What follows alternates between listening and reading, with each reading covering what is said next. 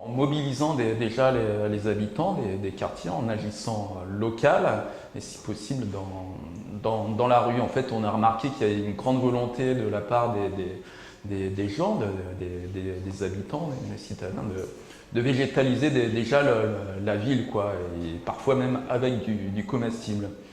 Mais voilà, ils ne savent pas comment faire, ils ne savent pas à la fois techniquement qui contacter, est-ce qu'ils ont le droit. Du coup, nous, on vient en appui. Parfois, on fait un peu le lien avec la ville pour que ça puisse se faire et que ça puisse être aussi pérenne.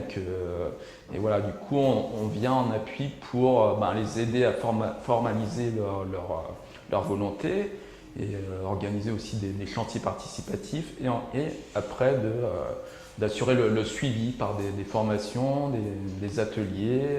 Voilà, c'est un peu un accompagnement vers l'autonomie des habitants pour produire eux-mêmes leur alimentation ou même simplement valoriser leur cadre de vie.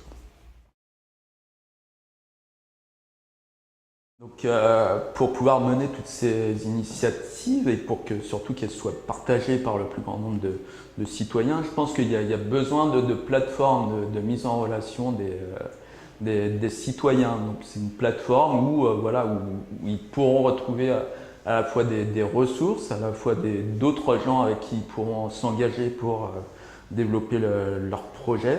Donc, c'est-à-dire des ressources à la fois humaines et surtout humaines, des ressources peut-être matérielles, parce que des fois il y a besoin d'outils concrets pour développer certains projets, puis aussi des ressources voilà, techniques, des savoirs, bref, il y a besoin d'une mise en commun un peu des choses, des énergies pour vraiment assurer cette transition vers une autre ville, quoi, et surtout la changer.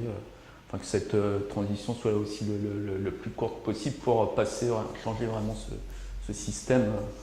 Voilà.